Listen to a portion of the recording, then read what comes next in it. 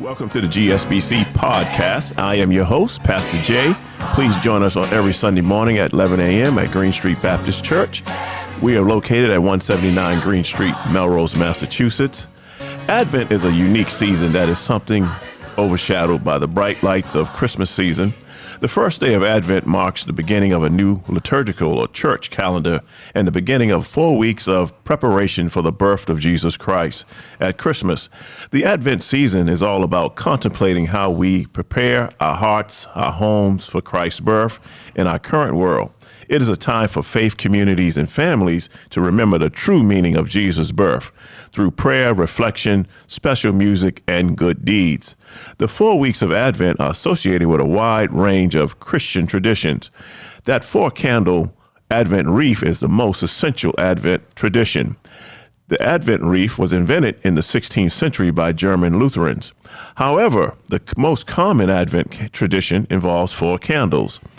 One candle is lit each Sunday for 4 Sundays preceding Christmas. Although traditionally vary, each candle represents something different. The 4 candles are traditionally associated with hope, faith, joy, and peace. For the first, second, and fourth candles are usually purple, while the third candle is a rose-colored. While Advent is a time of celebration and anticipation of Christ's birth, it is also much more. Only in the shadow of Advent can the miracle of Christ be fully comprehended and appreciated, and only the light of the Christmas does the Christian life make sense. Yes, the Advent season is approaching to celebrate the birth of Christ. On Saturday, December 2nd, 2023 at 5 o'clock p.m., there's the Christmas Cantata 2023, a motif creative services event that will take place at Grace Chapel in Lexington, Massachusetts. And we are glad to have you in the studio, Michael Bradley, the founder and chief executive officer of Motif Executive Services. Welcome and thank you for joining us. Thank you for having me, Pastor Jay. I'm glad to be here tonight. All right. Before we start this conversation on the Christmas Cantata, could you please share a little bit of your background of the creative arts and music and some of the inspiration for creating the Christmas Cantata? So I am a Southern boy in New England. I'm a transplant.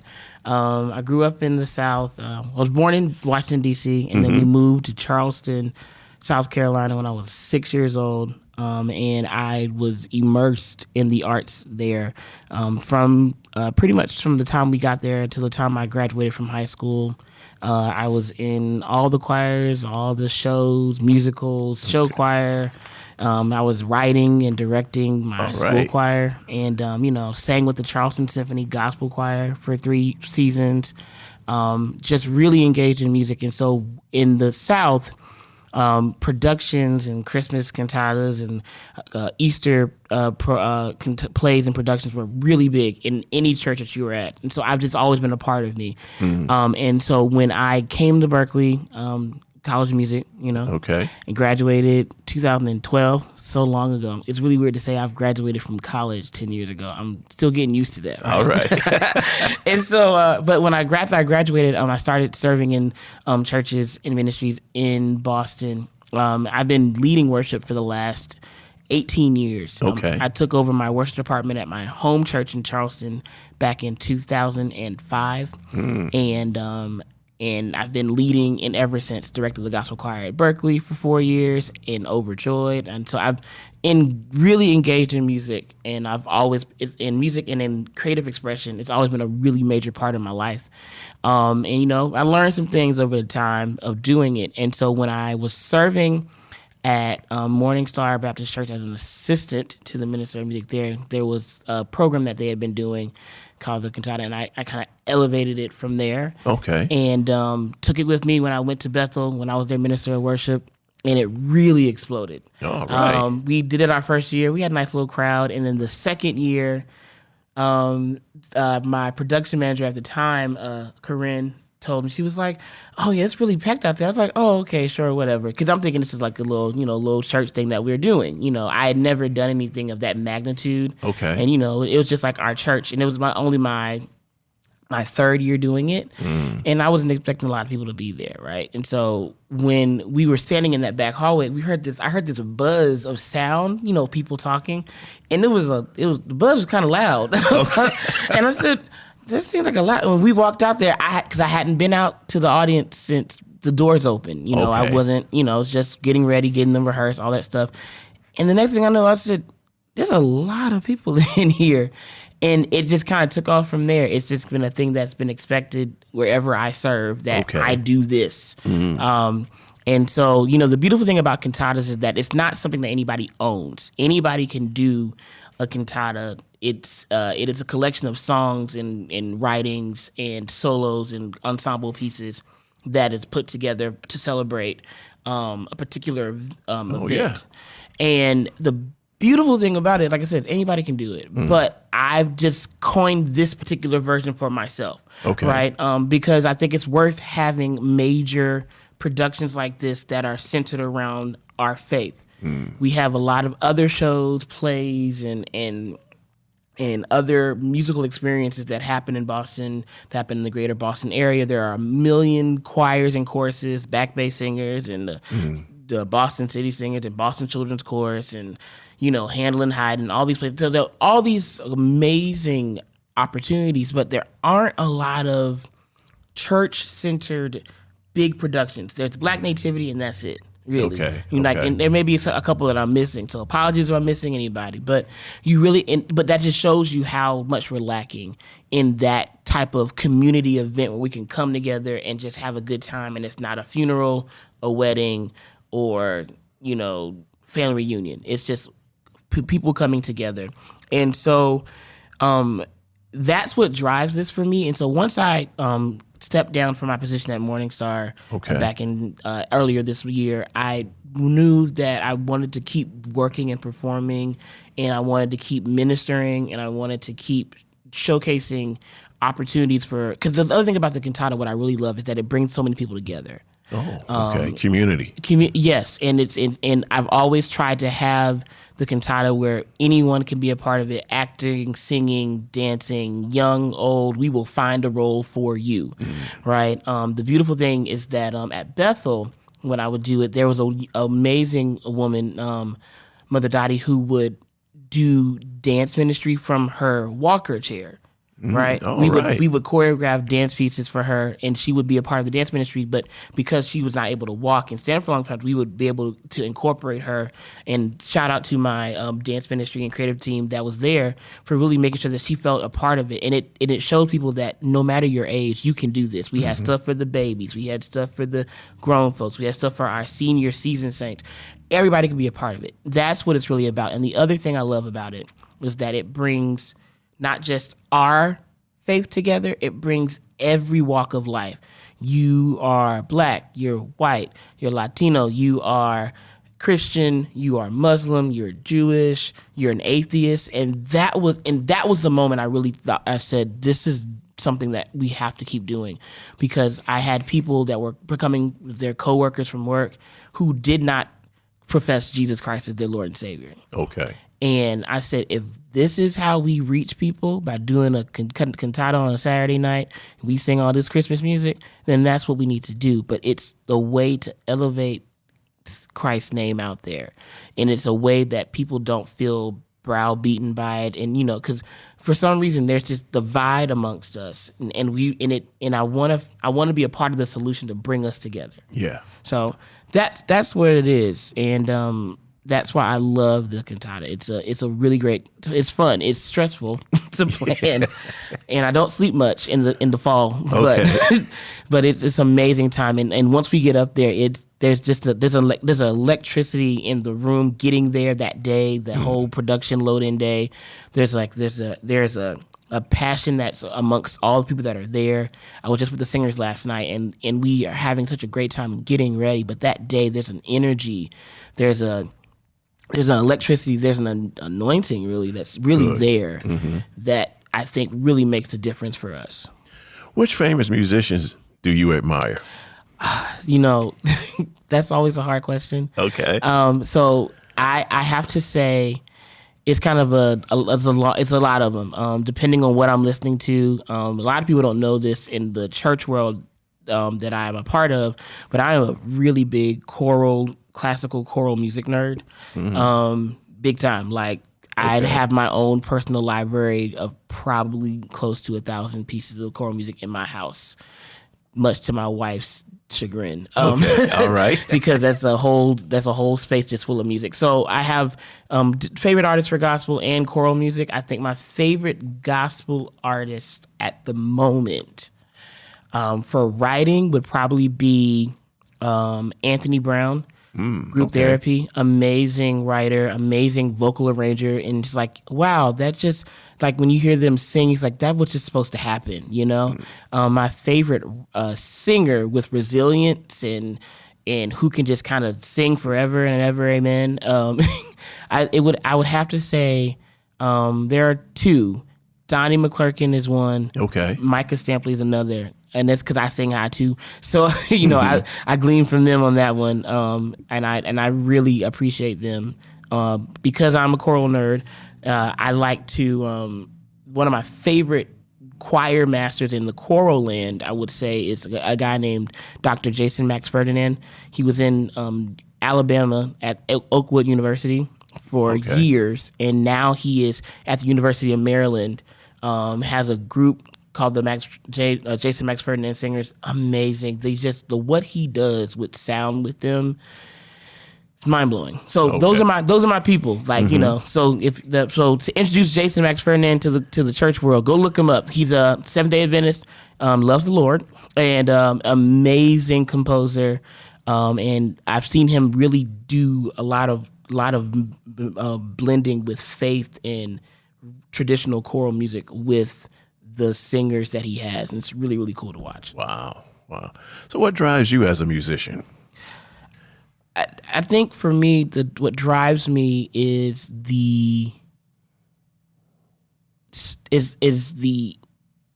excellence factor. Okay. I like to do things that are done well. I like being a part of organizations and things that are ran well and done well, because I think what we try to do is mirror what God has done for us, and God does all things well. He is an amazing administrator. He's an amazing creator. He's skillful in everything. Like, you look at the human body and how our veins and our circulatory system and our muscular system, it all works together. Like, he's just the ingenuity of God's mind is amazing. And I think because we are his creation, we have to reflect him. We're supposed to reflect him. Yeah. And so if we are his and we reflect who he is, if he does things in excellence, we have to do the same thing. And I think there is a way we honor God by doing things in an excellent way.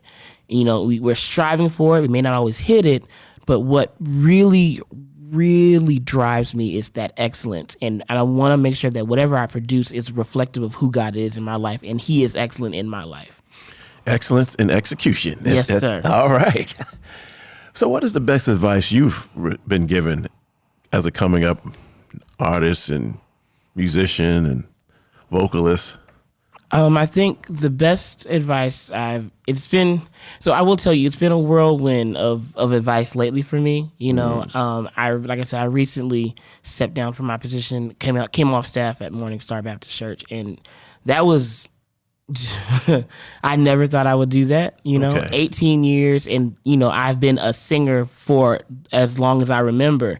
I've been a worship leader, a minister of worship, a minister of music for most of my life, for over half of my life. That's all I've ever done. And so this has been a really interesting season for me, because I've been receiving a lot of sound guidance and advice from people that I trust. I think it's one of those things where you have to really do what you've been called to do. Okay. And rest in that, and don't try to do anything other than that, right? There's a lot of things that are available, a lot of opportunities that are available. There are a lot of different paths we can take, but you really got to find out what yours is and stick to that, right? Okay. Know what that is and go and really lean into that path.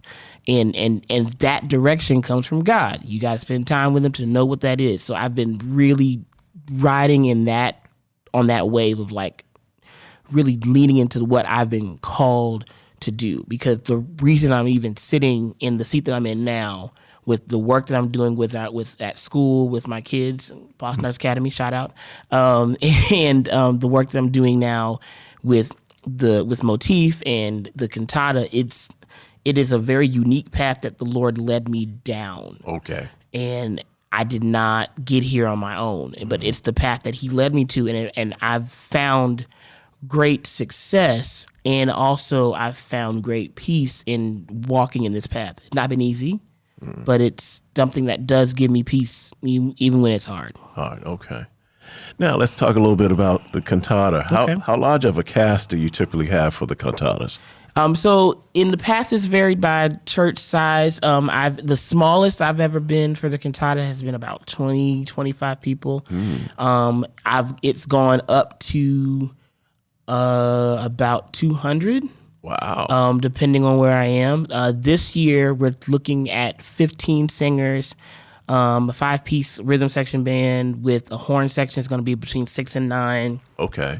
We have some special guests, so we about 6 or 7 of those, dancers, actors. So we're looking at about, for this one, about 70, 75 people for this. Okay. And that's also including, I have an amazing operations team that has really come around me, and they really helped get this off the ground at the beginning of this year. And so they are the backbone of this, because they make it so that I don't have to stay up 24 hours a day working on the cantata. So about 75 of us working on this across the board. Oh, okay. And they are, all of them pretty much are volunteering, which is even amazing. Amazing. Wow, that is. Could you please share what to expect about the Christmas story in the cantata? So what I've curated over time, and this is kind of developed over time, and I'm probably going to continue to develop it the more I do it. But what we look at is the story of Christ. I tell people, again, it's one of the greatest stories ever told, and we start with the proclamation of in the prophecy of Christ. So you have music that's centered around Old Testament readings and Isaiah, and we have a lot of different readings infused into the cantata with songs. So it's songs, it's scriptural readings, it's more solos and readings that I've found from plays and different books. Howard Thurman is really infused in the readings that you're going to hear that night. But we start with the prophecy of Christ in the foretelling of his coming, right? And then we move to the Masonic arrival. Christ arrives, and it is a celebration. We are singing and we are proclaiming and we're beholding the baby. And so you hear songs like O Come Emmanuel. You hear songs like No Room in the Inn. You hear songs like there's a song that we do called Noel Noel, which the singers really love. Okay. And it's talking about how he came to save us, how he came to rescue us.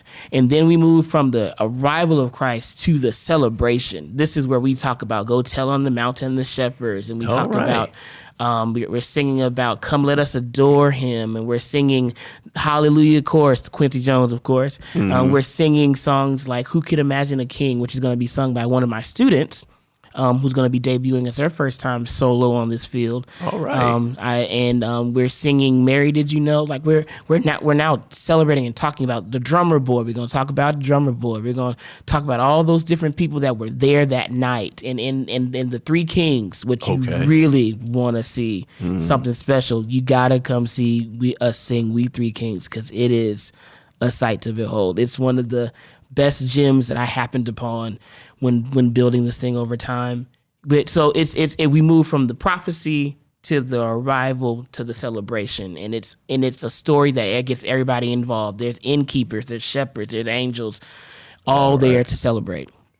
Can you share about who helped arrange and directed some of the music for you? Or did you do most of it yourself, or how do you? Absolutely. So the music that we are using, the majority of this, and where this development the version that I do came from a group called the Broadway Inspirational Voices. A lot of this music is done. It's a choir that was formed from Broadway actors, actresses, producers, directors. And musicians. They came together to create a faith-based safe place for them on Broadway. And they've been producing music for years now. And I happened upon their first Christmas album, and I was like, oh, I can use this. All right. And they've taken all the popular Christmas carols and hymns that we know, Joy to the World, Infant Lowly, Infant Holy, and they've like elevated them. Oh, Holy Night, it's been elevated. Oh, Come, Emmanuel, like I mentioned before. They've all been elevated. So we take that music, and then I've also infused some other things that I found along the way. I have like a list of songs. Every time I hear a Christmas song, it goes into my list. And so what we do is a really interesting process. We take all of the music, and I sit down with a couple of my team, and we listen to everything every year like it's fresh. And we just say yes, no, maybe, and then we take that music and then we pull it all together. The beautiful thing about Broadway's music is that it's already scored, which saves me some time.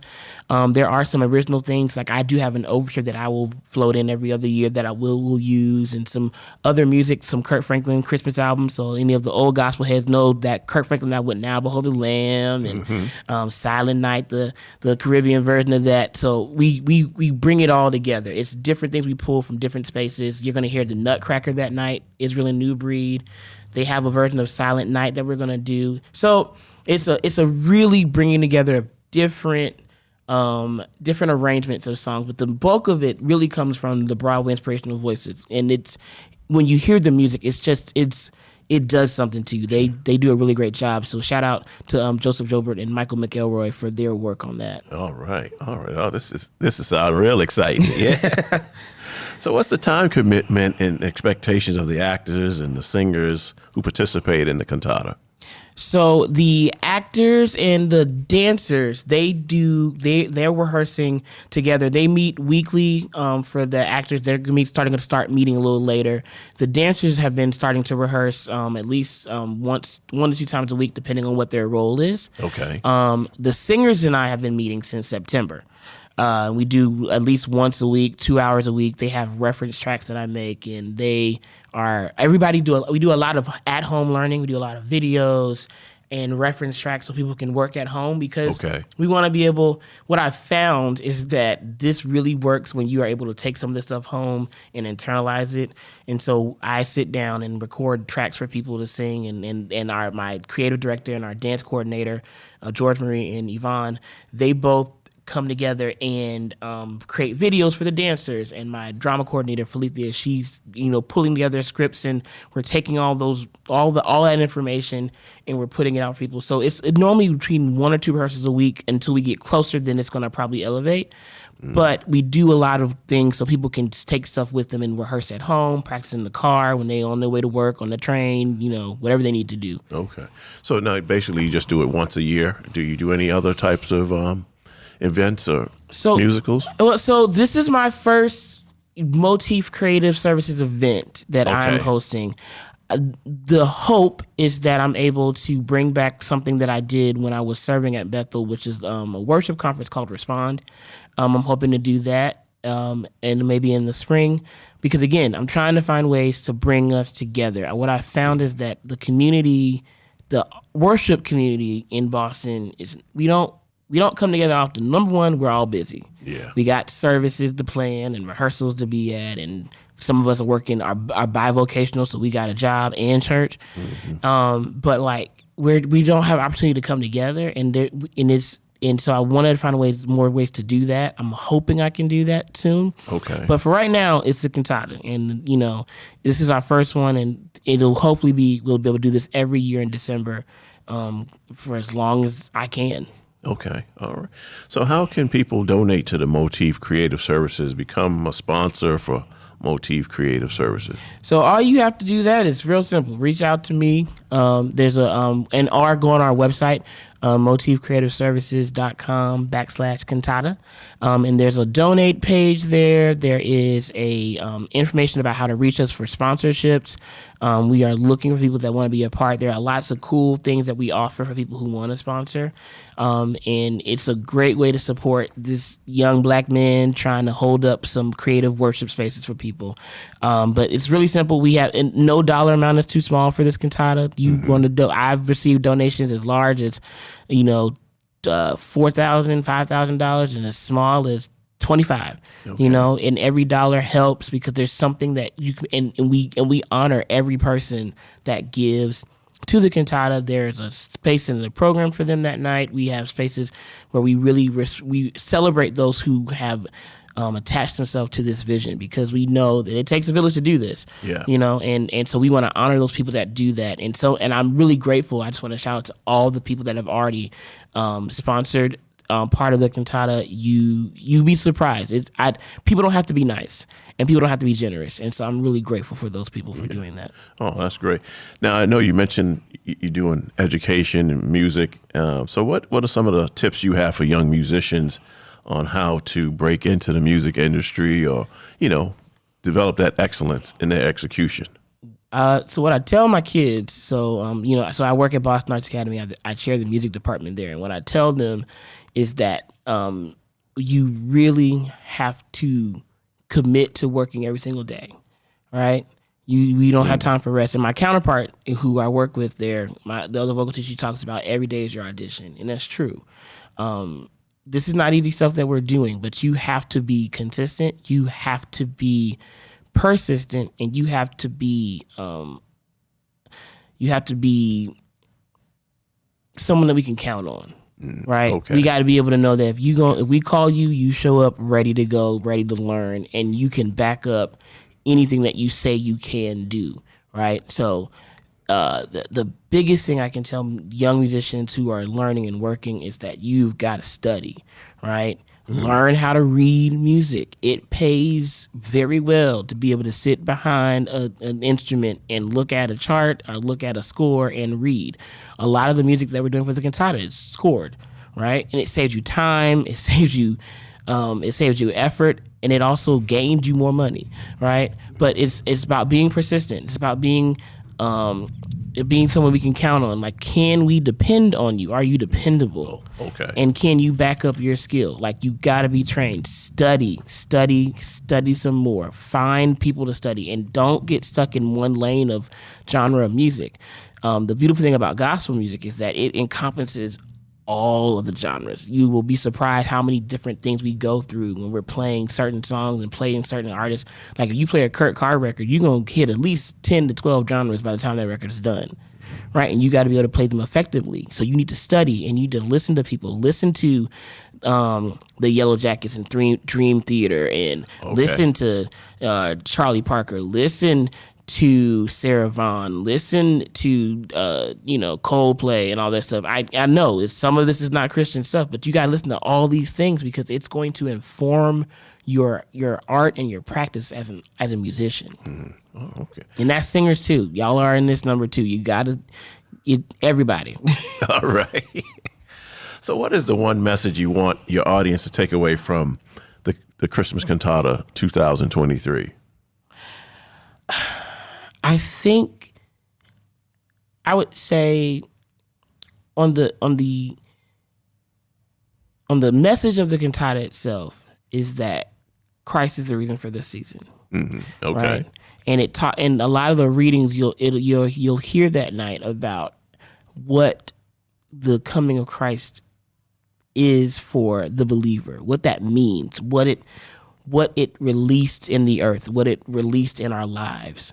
What it released for us individually, what it released for us as a community, like Christ entering into earth, wrapping himself in flesh and denying his divinity so he could be human, gave us so much. Okay. And you'll hear that in the readings that you're going to see, in the songs that you're going to experience. And it's just there was such a sacrifice in that. He denied himself. Like, that's something we don't do.